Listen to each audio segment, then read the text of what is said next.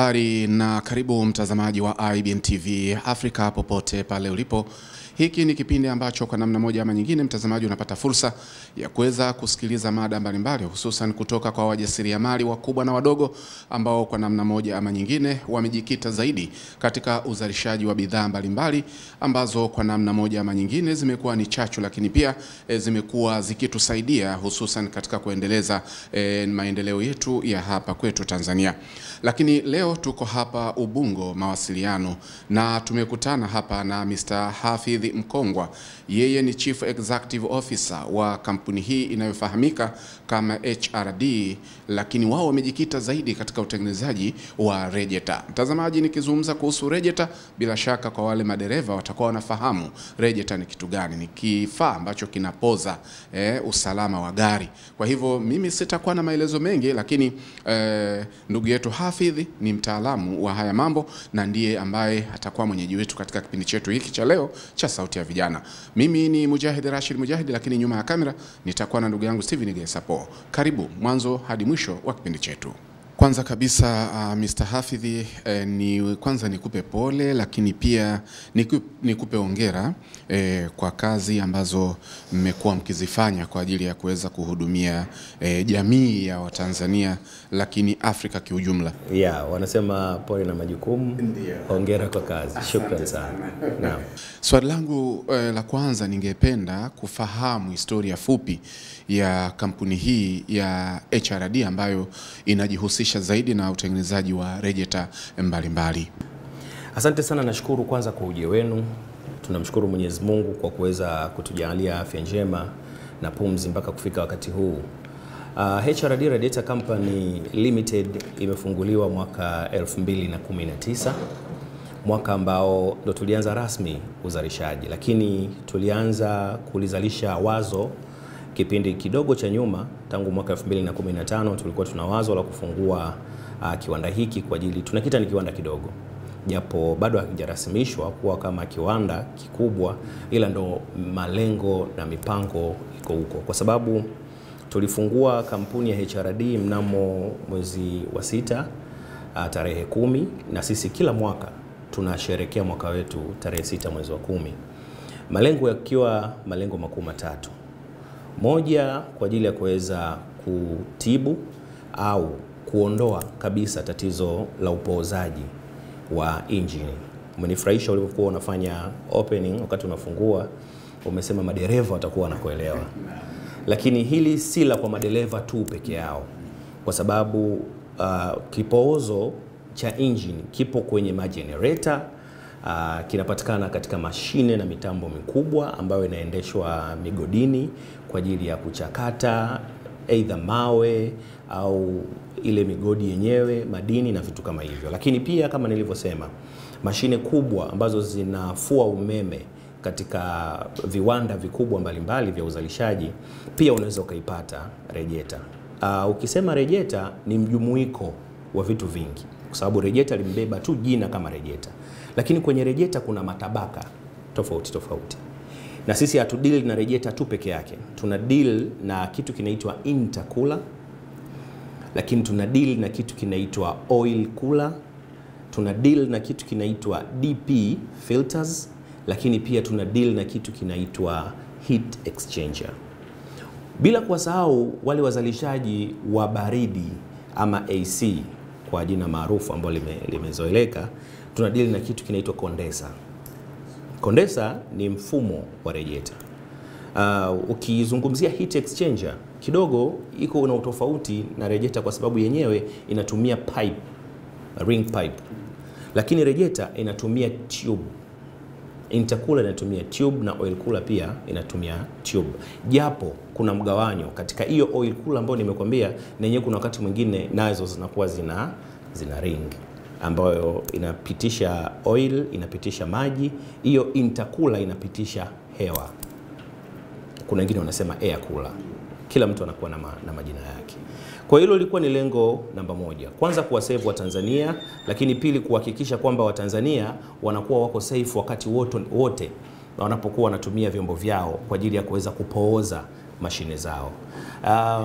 Lengo la pili lilikuwa ni kutoa fursa na ajira kwa vijana mbalimbali. Kumradhi, nimesema ajira, wasipendi sana kukosea kauli.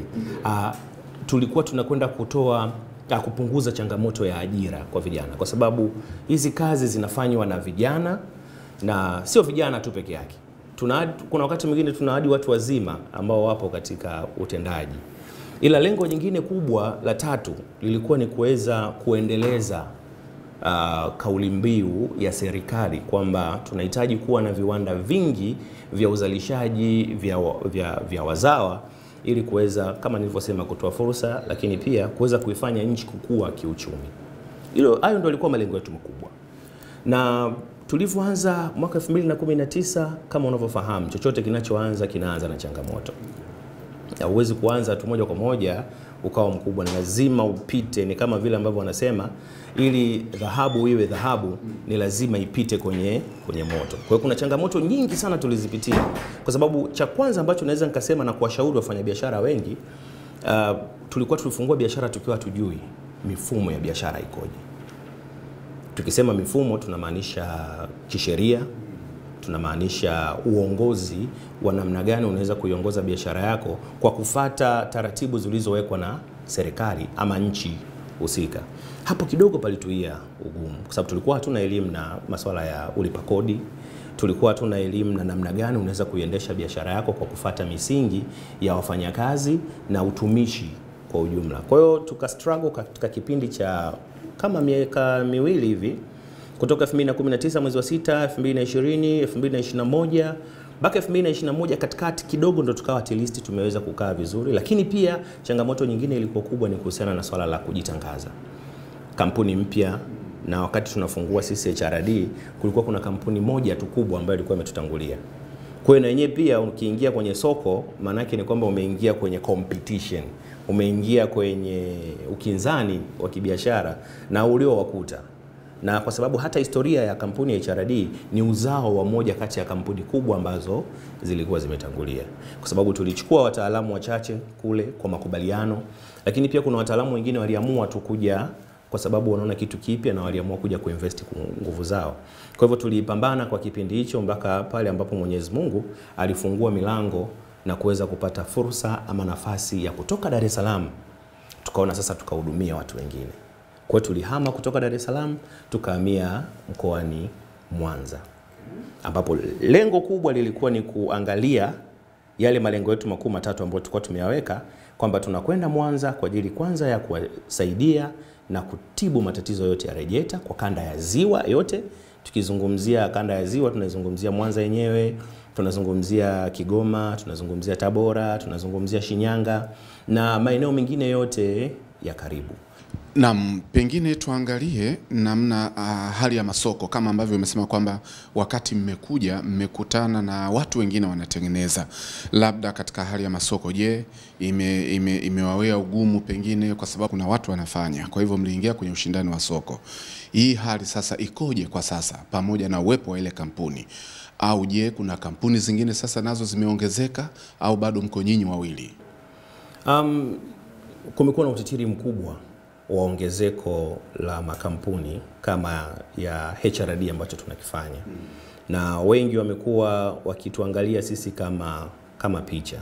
Tunamshukuru Mwenyezi Mungu, tumepata bahati sisi kwenye kampuni yetu kuwa na kiongozi ambaye ana influence kubwa kwenye jamii. Ana ushawishi mkubwa kwenye jamii, ambaye ni mkurugenzi mtendaji wa kampuni, Bi Rose Ndauka, kwa wengi ambao wanamfahamu. Huyu sasa ametusaidia kuweza kuichukua kampuni kwenye nafasi moja kuipeleka nafasi nyingine. Kwa hiyo hata baada ya kufungua kampuni, namna ambavyo tuliweza kufanya masoko, marketing ya kutafuta wateja huku na huku kwa kutumia nguvu yake, kwa kutumia mitandao ya kijamii, hata wale ambao tulikuwa tumewakuta kidogo tuliwapa mushkeri. Maneno yakawa mengi, changamoto ikawa kubwa sana. Unajua tena vita ikawa kubwa, lakini haikuwa, nashukuru Mungu, ni vita salama. Haikuwa vita ya wenyewe kwa wenyewe, ila ilikuwa ni vita ya kibiashara. Kwa hiyo tuliwaongeza na wao pia maarifa, lakini pia tuliwaongeza ni namna gani wanapaswa kufanya kazi katika mfumo wa usasa. Kwa sababu lengo jingine kubwa la HRD, ukiacha yale malengo makuu matatu tuliokuwa nayo, ilikuwa ni kuweza kuhakikisha kwamba tunafanya kazi katika usasa zaidi. wazungu wanasema modern. Mafundi rejeta wapo tangu enzi za mababu. Kuna siku nilikaa na mzee mmoja yuko Temeke pale, anaitwa Mzee Abasi, maarufu sana kwenye masuala ya rejeta. Akananipa historia ya rejeta, namna ambavyo yeye alitoka Korogwe, Tanga, kuja kuanza biashara ya kutengeneza rejeta. Anasema amekuja Dar es Salaam mwaka 1970 kama sikosei. Tayari kuna watu washaanza kufanya kazi ya rejeta. Lakini walikuwa wanaifanya vipi? Wanaifanya katika mazingira magumu ya chini sana. Wanafanya, tunasema chini ya mti. Anachukua tu, unakuta yuko fundi tu pale na kikopo chake cha maji, yuko na karabai fulani hivi, kuna jiko mtenda kuliona kule la kuchomea, yuko na vistiki vile vya kuchoma tu kiuongo na ukweli. Lakini walikuwa hawana hizi mashine kubwa, compressor, kwa sababu ya kuweza kupima pressure ya upepo, hawana vifaa vya kutosha. Ufanyaji kazi wao ulikuwa kama hivyo loko. Kuna wakati mwingine unakuta anaumia mikono kwa sababu hawavai zile gear ama guards ambazo zinawasaidia, hawavai zile ziba usopu au midomo kwa sababu ya kuruhusu chemical kuingia, hawavai kofia kwa sababu pia wakati mwingine unakuwa ukikaa chini ya mti chochote kinaweza kikatokea, au umepiga chuma kimeruka Kwa hivyo tumekuja tukaleta huo usasa na kubadilisha. Kwa hata mazingira ya karakana yetu mtenda kuyaona. Mwanzo hayakuwa vile, ile sasa hivi tumeboresha zaidi kwa sababu tunataka kufanya kazi kwa usasa. Kwa hiyo ukiangalia tunafanya matangazo kwenye karakana yetu, tunafanya matangazo kama ofisini hapa, mapokezi, watu wetu tunawavalisha uniform smart. Tulikuwa na usafiri wa kwenda kuchukua rejeta kwa mteja na kuirudisha, wa pikipiki, tuna usafiri wa gari wa kuwapeleka watu wetu wa masoko watembee wasipate changamoto yoyote. Kwa hiyo nayo pia ikawa kama changamoto kwa nani. Lakini kwa sasa, kwa kujibu swali lako, ongezeko limekuwa kubwa la makampuni. Na tunajipiga kifua HRD kwa sababu tumekuwa ni miongoni mwa chachu ya kutoa ajira kwa vijana wengi. Kama tulivyosema, lengo letu la pili lilikuwa ni kutoa ajira, kiacha kutoa huduma. Baada ya kuangalia hali ya masoko na ushindani ambao mmeufanya katika soko, na kweli umezungumza namna ambavyo watu walikuwa wanatengeneza rejeta, umenikumbusha mbali sana. Chini ya 140 pale unakuta chini ya 140 kuna babu yuko pale anafanya hivyo. Ni kweli kabisa. Lakini mmeleta mapinduzi na sasa watu wanapata huduma hii kwa kiwango cha juu kabisa.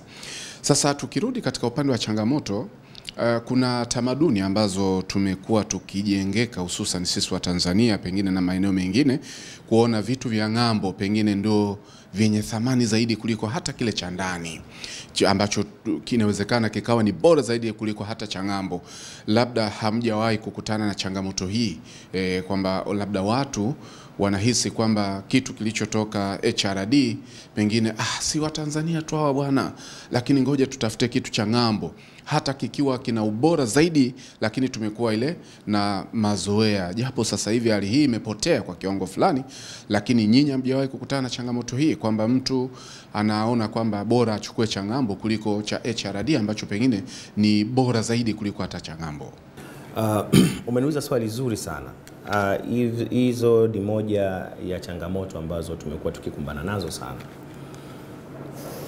Kwanza wa Tanzania, kwa mfano tulivyoenda Mwanza, tumepata changamoto kubwa sana. Wao hawaamini kwamba Watanzania wanaweza kutengeneza, wanaweza kumodify, wanaweza kutengeneza kitu kikafanya kazi. Kwa hiyo wanachotaka wao complete radiator. Nitakuja kuzungumza hapo baadaye complete ni nini na modification ni kitu gani. Wao wanataka ready made, wazungu wanasema, ile ambayo iko tayari kwa ajili ya kwenda kutumiwa.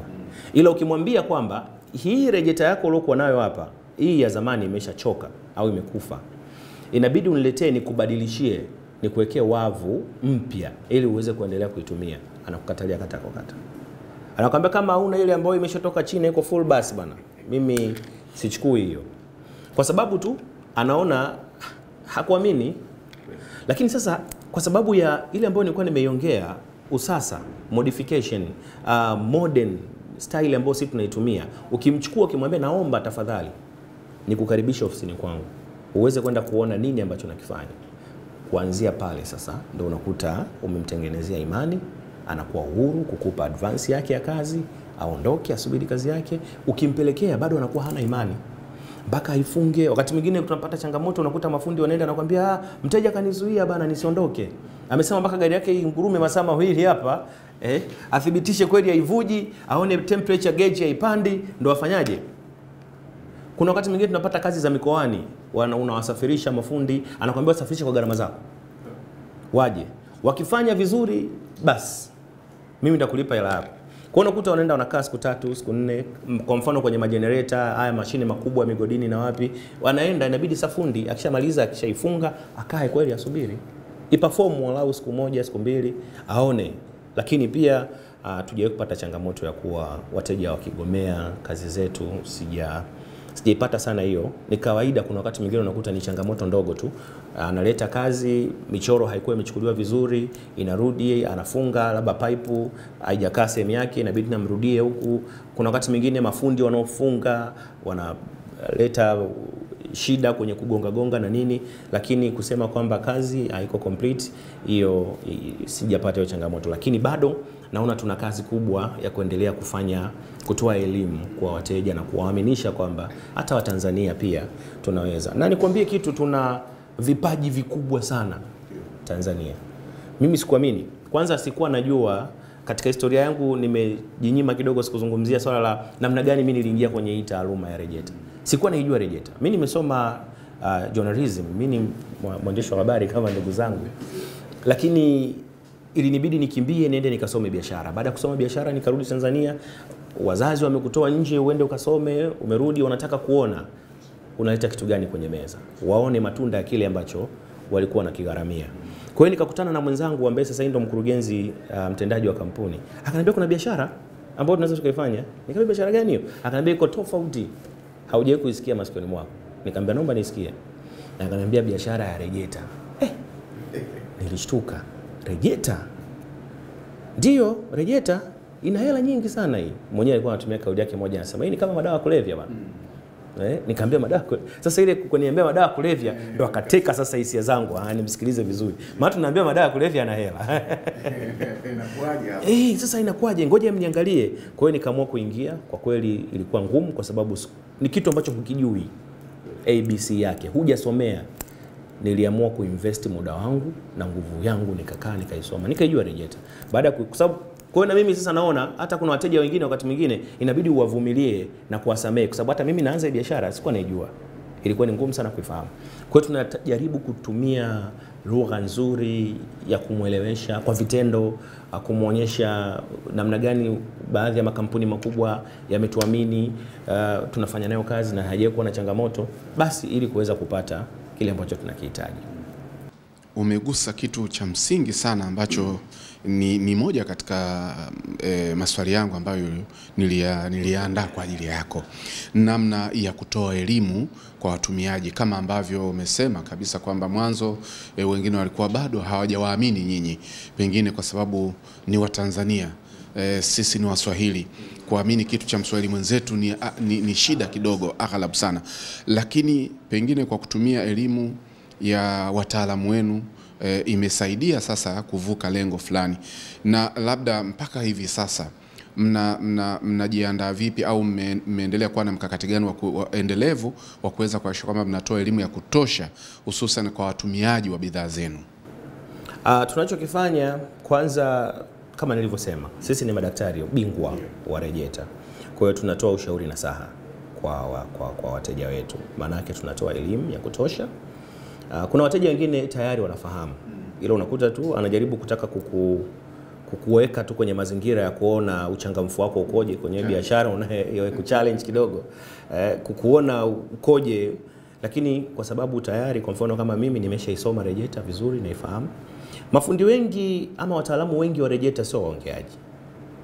Kwa hiyo nilichokifanya mimi katika kipindi cha 2019, 2021 na 2021 nilijitahidi zaidi kukaa karibu na mafundi, kuweza kuona hatua moja baada ya nyingine nini wanaifanya. Lakini pia nilikuwa naangalia Kazi ikirudi naenda kuwauliza kwa nini hii kazi imerudi. Tunafanya mawasiliano na mteja, anatuambia nimeleta tu hapa, nimeifunga, nimefanya kazi kidogo, imeanza tena kuchemsha, imerudi vile vile. Sasa kumbe kuna wakati mwingine tunakosea. Tunakosea kwa maana gani?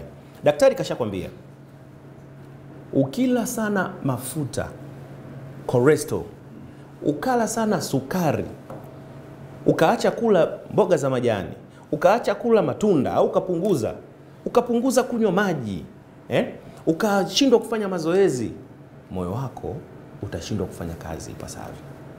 Kwa sababu moyo wako unategemeana na veins au mishipa iliyopo kwenye mwili kwa ajili ya kusukuma damu kwenda kwenye parts tofauti za mwili au sehemu tofauti za mwili na kukufanya wewe kuwa na afya njema. Tunazembea hayo na tunapuuza. Mwisho wa siku ndio yanatuua magonjwa. Ukienda kupima unasema mimi sijawahi kuwa na pressure. Nyumbani kwetu sijawahi kuwa na historia sisi ya kuwa na pressure. Lakini tulishaambiwa kwamba bwana, ukila mafuta mengi, sukari nyingi itakuletea hii changamoto. Sasa huwa tunawaambia wateja, kabla hujaileta rejeta kufanya service au kubadilisha, je, umeichunguza injini yako? Kwa sababu rejeta ni sehemu ndogo ya mashine, japo ni muhimu sana. Kama ambavyo nimesema, moyo unaweza kwa kuushika hivi, unaweza taka ushika, ni tofauti na mkono, tofauti na kichwa, lakini ni sehemu muhimu sana ya mwanadamu ambayo inahitaji maintenance kubwa au huduma kubwa ya kufanya uweze kufanya kazi vizuri. Inapelekewa na vitu vingi, ubongo na vitu vingine kama hivyo. Sasa injini yake mteja kama itakuwa ina changamoto yoyote ile, itapelekea rejeta kushindwa kufanya kazi. Kwenye injini kuna kitu kinaitwa gasket, kuna cylinder head, kuna piston, kuna oil yenyewe ambayo tunaiweka kwa ajili ya kurainisha hizo piston na hivyo vitu vingine. Sasa kama vile vitakuwa viko katika mfumo uliokuwa bora, ina maana kama ni oil, utairuhusu ile oil kuwa huru kuzunguka vyovyote ambavyo inataka. Mwisho wa siku inaweza ikaenda kwenye hizo ambazo tunasema ni oil cooler, inaenda kwenye hizo intercooler vibaya, tunasema inaweza ikaja mpaka kwenye rejeta wakati mwingine, au ikasababisha zile pipe ambazo zinaingiza maji kwenye engine na kutoka kuja kwenye rejeta kufinya, kushindwa kufanya performance ya maji kuingia na kutoka kuja kwenye rejeta. Kwa hiyo unaweza kulalamika kwamba rejeta yangu mbovu, kumbe tatizo sio tatizo, ni engine. Kwa hiyo cha kwanza ambacho watu tunawashauri wateja kwamba nenda kathibitishe mfumo wako wote wa mashine yako uko salama, ndio uweze kujua kwamba tatizo ni rejeta. Lakini kuna wakati mwingine kuna vipanga na vishoka katika makampuni na sehemu nyingine mbalimbali. Yeye kwa sababu tu anataka hela ya kupita huku na kule, anataka tu rejeta ya bosi au ya mashine iharibike ili afanyaje, apeleke, wakati haja focus kuangalia changamoto nyingine kubwa ni nini. Kwa sababu kitu ambacho kinapelekea rejeta kushindwa kufanya kazi kikubwa ni vumbi, uchafu, matope, chumvi. Sasa kuna wenzetu, nadhani watakuwa mashahidi watazamaji wetu hapa, kuna baadhi ya watu wanadanganyana kwamba ukiweka majani ya chai rejeta yako inakaa kwa muda mrefu. Nani kakwambia? Katika mfumo wa rejeta hatujaambiwa kwamba tutumie majani ya chai. Hatujaambiwa tutumie maji ya kawaida, hata ya kununua dukani ambayo ni purified. Hatujaambiwa tutumie kwa ajili ya kuweka kwenye rejeta, ila tumeambiwa kuna maji maalum ambayo yana rangi, kuna mengine hayana rangi, ila ni maalum kwa sababu ya kuweka kwenye rejeta. Sasa wewe kwa sababu rejeta yako imeanza unahisi na kausha maji, haivuji, ila unasema tu ile gari inakula sana maji. Gari haili maji. Yale maji ambayo unayoweka kwenye rejeta ni kipimo kile ambacho kita circulate kila siku, kitazunguka kila siku na kurudi kwenye level yake pale pale. Ukiona yanapungua, kuna changamoto. Kama sio kwenye njia ya kutoka kwenye mashine, yani injini kuja kwenye rejeta, au kutoka kwenye rejeta kuja kwenye chunguza. Lakini pia chunguza rejeta yako. Kwa hiyo ukihakikisha hiyo mifumo yako yote iko salama, ndio utajua changamoto kama ni rejeta au changamoto ni mashine yako. Kwa hiyo mara nyingi tunawashauri wateja wetu wasitumie maji ya kawaida, kwa sababu haya maji ya kawaida ya bombani wewe unaona masafi, lakini na vimelea vya vumbi zile zikikaa kwa pamoja muda mrefu zinatengeneza kitu ambacho kinaenda kuganda na kuziba kwenye njia. Tutakuja kuona baadaye kwenye maelezo ya namna gani rejeta inafanya kazi ya kupooza maji. Kuna vitu vinaitwa tube, ambazo zile tube ndo zinapitisha maji kutoka kwenye rejeta, kutoka kwenye tanki la chini kwenda kwenye tanki la juu, kuingia, kurudi kwenye engine, kurudi tena kwenye tanki la juu, kushuka kuja kwenye tanki la chini, kuchanganyikana, kurudi. Sasa zile njia zile zikiziba zitasababisha kupata overheat. Kuna wakati mwingine feni ambayo ina rotate kupuliza rejeta kwa ajili ya kupooza yale maji, kwa sababu maji yanapozunguka kutoka kwenye tanki la rejeta kuja kwenye mashine na kurudi kwenye rejeta, yanapopita kwenye zile njia ndo feni inapofanya kazi ya kuyapooza yale. Kwa hiyo lazima yashuke yaje kwenye tanki ya chini, alafu tena yavutwe yapande yarudi kwenda kwenye engine kwa ajili ya kwenda kupoza mashine iweze kufanya kazi kwa ufanisi. Sasa unaweza kukuta ile feni pia wakati mwingine ina changamoto, imekufa au ifanye kazi vile ambavyo inapaswa. Kwa unaweza kuleta rejeta yako hapa, kumbe tatizo ni feni. Lakini sisi tunachukua nafasi hiyo kuweza kuwaambia wateja wetu kwamba hapana, tatizo sio rejeta, tatizo ni feni, au tatizo sio rejeta, tatizo ni mashine yako. Kwa hiyo angalie mashine yako kwanza, alafu chukua rejeta iweke. Wengi wamekuwa wakifanikiwa kwenye hilo, lakini wengi wamekuwa wakiendelea kuhisi pengine labda hatuna huduma nzuri. Kama nilivyosema, Waafrika ni Waafrika tu. Kuna wakati mtu anamwambia mpaka bwana shusha, anakuambia mimi nishashusha engine yangu bwana, badilisha aina ya oil unayotumia au badilisha aina ya coolant ambayo unatumia. Haelewi, kwa sababu hizi mashine zinakuja na namba. Tatizo jingine la Watanzania na Waafrika, hatupendi kusoma.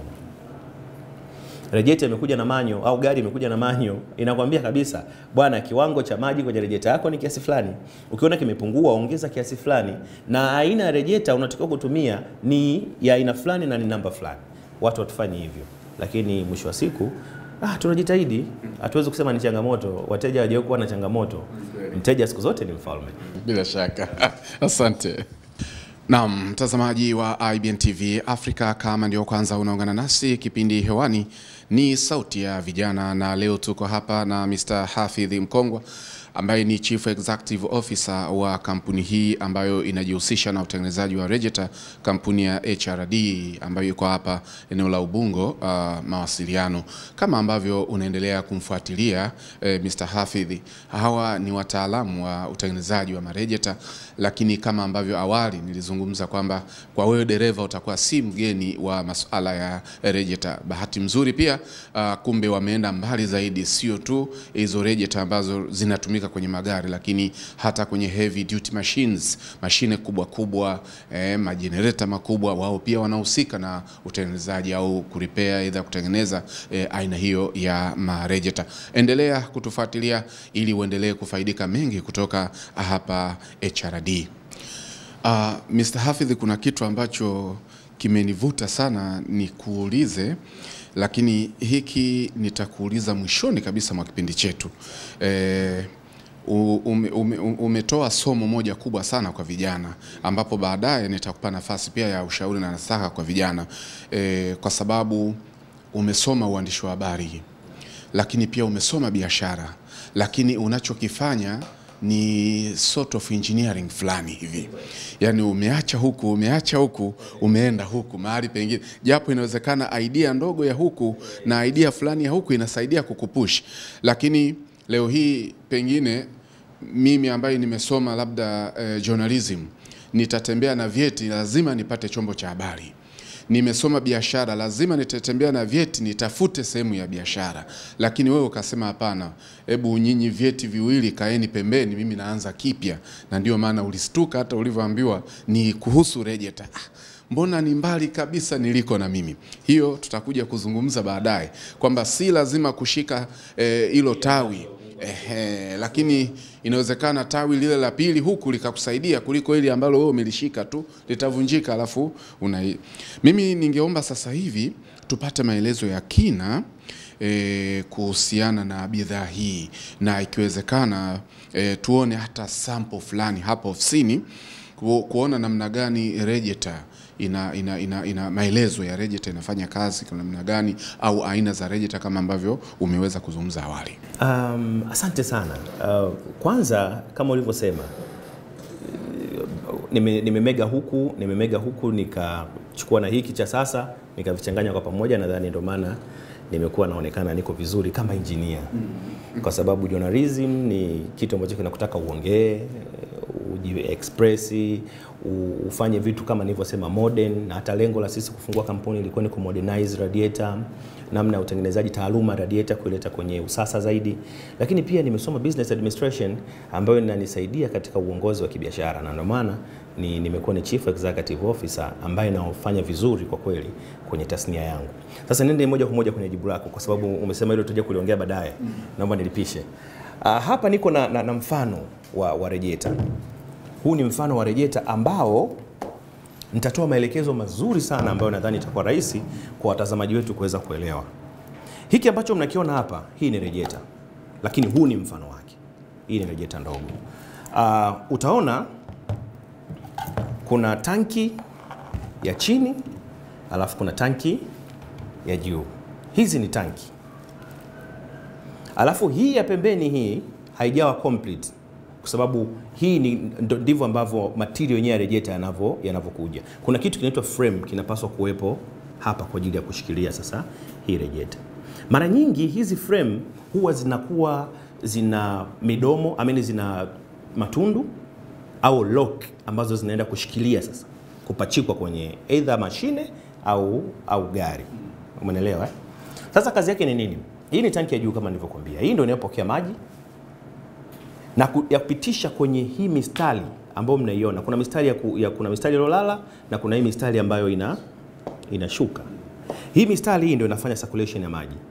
Ina maana maji yanatoka kwenye tanki, yanashuka, yanakuja huku chini. Wakati yanashuka, nilizungumza kuhusiana na swala la feni.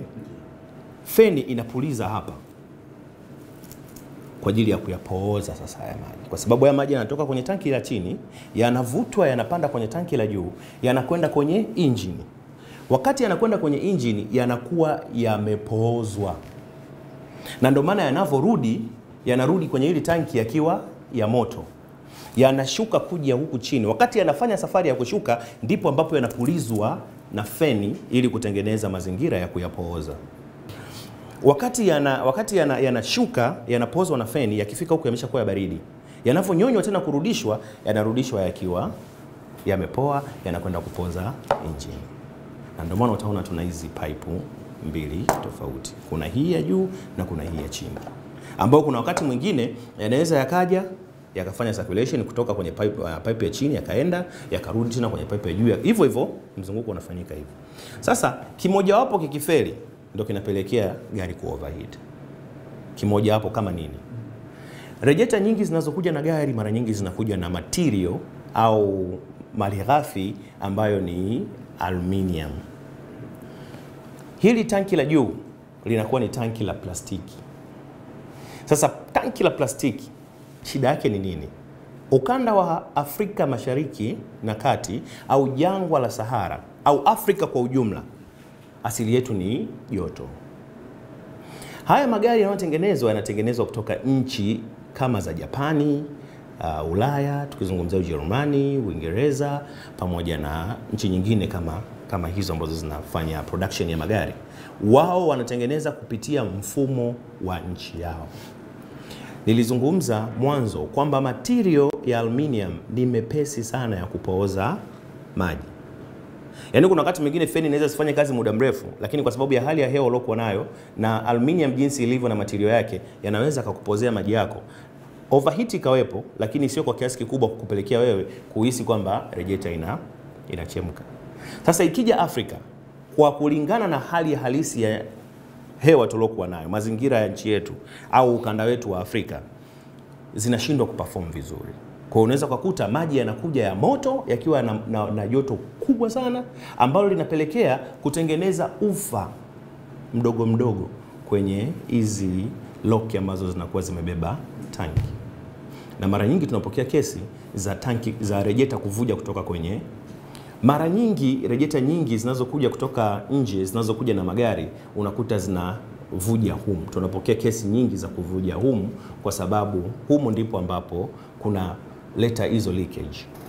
Au kwa sababu ya joto kuwa kali, plastiki ile ni ngumu, kuna wakati inashindwa kuvumilia na kutengeneza crack au mpasuko mdogo ambao mwisho wa siku unapelekea kuvuja kwa maji. inasababisha gari yako kuoverheat.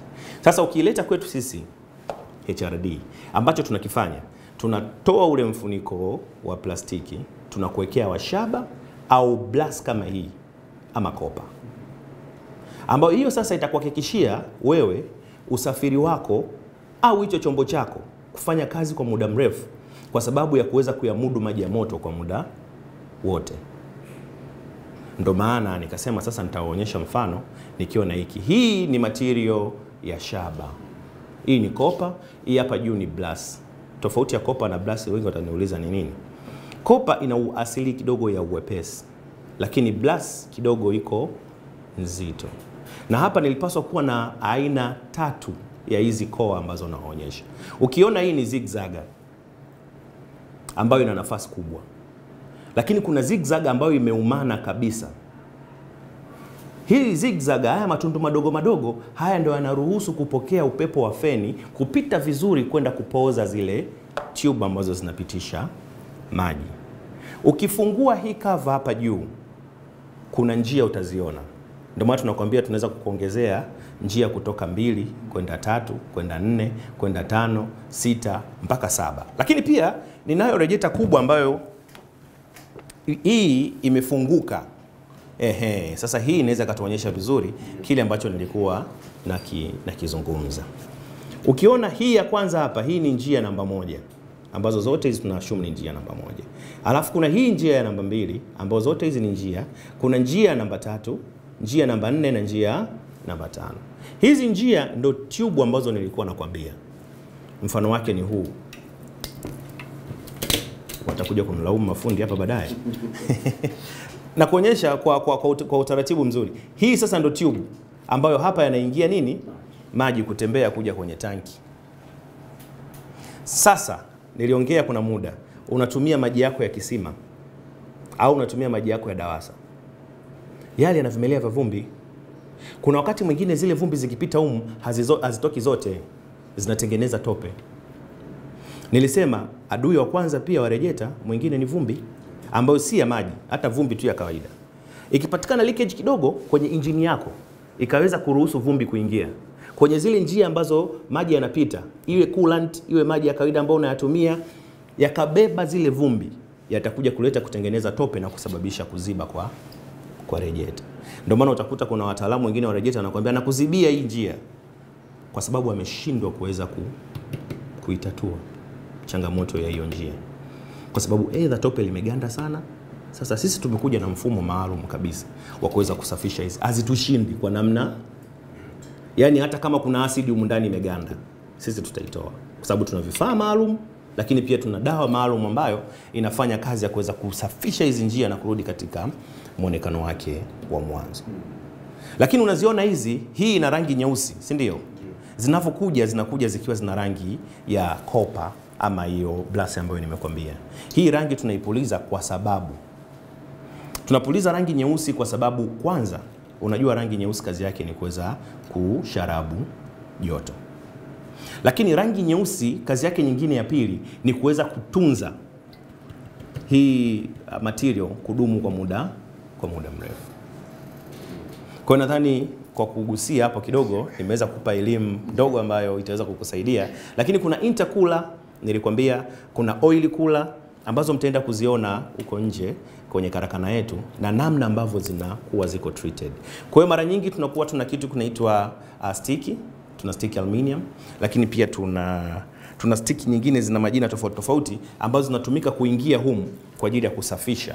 Kwanza lazima tuingize hizo stick kwa ajili ya kusafisha njia, kutengeneza uwepesi wa maji kupita, lakini pia tunaingiza dawa kwa ajili ya kusafisha zaidi. Mwisho wa siku kabisa tunaingiza pressure ya maji ambayo nilionyesha kwenye kisima pale, ambayo ile sasa inaenda kusafisha kwa mara ya mwisho, na lazima tupitishe maji masafi tuhakikishie na kuthibitisha kabla ya kuifunga rejeta kumpelekea mteja wetu. Kuna hatua kadhaa ambazo ukiileta rejeta yako HRD zinafanyika za kisasa zaidi. Cha kwanza, itakuja lazima itakuwa chafu. Kwa sababu kama unaonaga mara nyingi magari yanakuwa yana uwazi hivi, rejeta unaiona lakini iko kwenye ugumu kidogo wa kuiona. Au mashine pengine, kwa mfano ziko kwenye migodi huko, ziko kwenye haya makatapila, maburudoza, Kwa hiyo ikija lazima inakuwa na uchafu mwingi. Kwa hiyo cha kwanza tunaiweka kwenye sehemu maalum kwa ajili ya kuiosha na kuisafisha ili tupate nafasi ya kuweza kuona hata kama ina leakage. Tunaichukua, tunaipeleka kwenye kisima, inadumbukizwa, lakini pia tunachukua pipe, tunafunga midomo yote, tunaweka pipe, tunawasha compressor na upepo kuweza kuangalia, na tunapima kwa kupitia kipimo ambacho tunamuuliza mteja kwake mara nyingi anatumia pressure gani, ili kuweza kujua pressure sahihi kabisa inayoendana na kile ambacho anataka sisi tukifanye. Itafanywa kazi. Ikigundulika na tatizo, inatolewa kwenye kisima, inapelekwa sehemu maalum ambayo hiyo sehemu inaenda sasa kwa ajili ya kwenda kama ni kuzibwa, inazibwa. Kama haina kasoro yoyote, basi itaopolewa, itarudishwa pale pale pa kuoshwa, itaoshwa kwa mara ya mwisho. Kama ni rangi ya silver, tutapuliza rangi ya silver. Kama ni rangi nyeusi, tutapuliza rangi nyeusi. Tutasubiri kauke kwa muda mchache, and then baada ya hapo inafungwa na salt tape kwenye midomo kwa sababu ya kutokuruhusu vumbi au uchafu tena kuingia wakati sisi tayari tumesha isafi. Lakini mwisho wa siku tena tulivyojitofautisha na wenzetu, tuna stika maalum ambayo stika itabandikwa. Kwa mfano snow radiator imekamilika, tutabandika either kwenye tanki au tutabandika kwenye frame, ambayo hiyo stika inaonyesha tarehe, siku na muda ambayo kazi ilikuja, na itatusaidia kuweza kujua warranty. Hiyo ni stika ya warranty. Kama ni service, basi ni warranty wa miezi 3, lakini kama ni radiator mpya tumeitengeneza complete kama hii, tutakupa mwaka mmoja. Hiyo haijalishi ni mashine ya aina gani. Mr. Hafidh HRD, kabla hatujamaliza kipindi chetu hiki, kama ambavyo niligusa kwamba kuna swali ambalo litaendana na ushauri na nasaha mwishoni hapa tukiwa tunamaliza kipindi chetu, kuhusiana na kila ambacho wewe au vile vitu ambavyo wewe umevisoma lakini unavifanyia kazi kwa kiwango kidogo, lakini ukaenda kwenye upande mwingine kabisa. Hii pia inaweza ikawa ni changamoto au chachu kwa vijana ambao wanatamani kufanya kazi kwa kile tu ambacho labda amesomea, ametoka nacho chuo, au anahisi kwamba ndicho ambacho naweza nikakifanya katika maisha yangu. Na hiyo imekuwa ni changamoto kubwa sana ambayo inapelekea taifa letu kuwa tunalalamika kila siku, hakuna ajira. Tunaiomba serikali iweze kutupa ajira, kwa sababu bado vijana wengi wanashindwa kujipambanua kwenye namna gani wanaweza wakawa wajasiriamali. Lakini wengi wanakuambia na wazo, unakuta wewe bwana si umepata mtaji, lakini kuanza, yani kuwa na wazo alafu ukawa na mipango na hilo wazo, hiyo tayari ni hatua namba 1 ambayo ni 1 na 2 umeshazipita hizo. Kwa hiyo ukijitahidi kufanya kadri inavyowezekana, hakuna jambo lolote ambalo linashindikana. Lakini pia nimegundua pia vijana wengi wanapata fursa. Kwa mfano mimi hapa nakuja kuomba kazi na vijana wengi sana. Na hata hivi najua leo IBN TV panapo majaliwa inshallah nitapokea simu nyingi sana. Lakini vijana wengi wamekuwa si wathubutu. Unamwambia njoo, mimi sikupi mshahara, nataka wewe unisaidie kuingiza kazi kwa kipindi fulani, alafu kila kazi ambayo utaingiza mimi nitakupa 10% fulani. Wanapotea. Sikaja na cheti kakuonyesha, na kweli mimi hapa na department zote, na department ya procurement, na department ya uhasibu, na department ya watu wa marketing ama masoko. Sasa hao wote wanahitaji kulipwa. Hatuwezi kuwalipa kama hatujafanya kazi. Kwa hiyo ushauri wangu mkubwa kwa vijana, kwanza kabisa wazungu wanasema relay, yani tusilale sana kwenye upande wa kile ambacho tumekisoma au kile ambacho tunaamini ndo talanta ambayo Mwenyezi Mungu ametupa. Sasa ushauri wangu mimi kwa vijana wenzangu wengi, kwa sababu bado mimi ni kijana sijazeeka, kwanza kabisa relay sana kwenye certificate ama vyeti ambavyo tumesoma. Lakini labda tuniweke kwa Kiswahili kwamba tusielemee sana kwamba mimi nina cheti, nimesomea kitu fulani, basi ni lazima nikafanye hii kazi. La hasha. Hakuna kazi yoyote ambayo utaifanya kwa umakini na kuweka nguvu zako na akili zako zote kwa 100% na ikakuangusha. Hata Mwenyezi Mungu mwenyewe anatuambia bisheni nami nitawafungulia.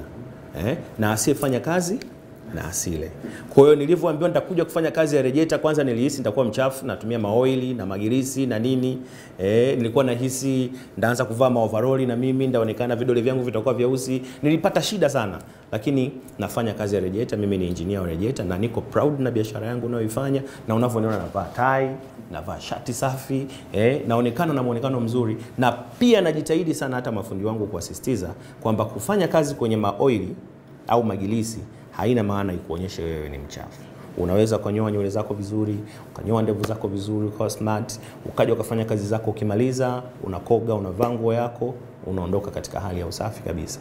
Utajikuta pia umeipenda kazi yako, unaifanya kazi yako kwa ufanisi bila kusukumwa na mtu yoyote, kwa sababu unafanya kitu ambacho unaamini kwamba hichi kitu kinaniingizia kwa namna moja au nyingine. Kwa leo mimi ushauri wangu kwa vijana, tusichague kazi. Hasa sisi ambao tumekaa madarasani tumeshika peni na karatasi, tunakuwa na matatizo sana. Asante. HRD Radiator Company Limited tunapatikana katika mitandao yote ya kijamii, ukianza na mtandao mama wa Instagram, Facebook, Twitter zamani, sasa hivi ni X, tuko LinkedIn, bila kusahau YouTube na website ya www.hrdradiator.co.tz. Lakini pia unaweza kutupigia simu wakati wowote masaa 24 kwa nambari ya 0744 451 271. Narudia 0744 451 271 au 0716 995 561, yani 0716 995 Kwa ofisi zetu ukitaka kuja moja kwa moja Dar es Salaam, tunapatikana Ubungo Mawasiliano, tuko mkabala na kituo cha njia panda ya chuo. Kwa Mwanza nimesema tunapatikana Mkuyuni sokoni. Kwa mawasiliano hayo tunahudumia Lake Zone yote, Tabora, Shinyanga, Kigoma, kote mpaka Bukoba, Kagera huko. Lakini kwa wakazi ambao wako mikoa mingine tofauti, Arusha, Morogoro, Dodoma, Mtwara, tunapatikana Dar es Salaam kwa urahisi, na tumekuwa tukifanya kazi na wateja kutoka katika hizo sehemu zote, na tunawatumia rejeta zao zinafika salama kabisa, na tunashukuru Mwenyezi Mungu kwanza kabisa kwa kupata nafasi hii ya IBN TV Africa. Tunawashukuru sana sana sana. Nimependa sana idea ya hichi kipindi. Mwenyezi Mungu awabariki, awape umri mrefu, basi tuendelee kutoa vijana wengi sana. Vijana wengi wanakosa confidence, wengine wana maarifa makubwa lakini hawajui namna gani ya kuyaendeleza. Lakini kwa kupitia kipindi hiki naamini kabisa mtatoa vijana wengi, na wengi tutazidi kufanikiwa na kutimiza lengo la serikali la kuweza kuondoa hili janga la kukosa kwa ajira. Mtazamaji wa IBN TV Africa, mpaka kufikia hapo hatuna la ziada kutoka hapa Ubungo Mawasiliano, ambako tuliungana na ndugu zetu hawa. HRD ni wabobezi wa utengenezaji wa marejeta ya aina mbalimbali. Basi ulikuwa nami Mujahid Rashid Mujahid, lakini nyuma ya kamera nilikuwa na ndugu yangu Steven Gesapo. Asante na kwaheri.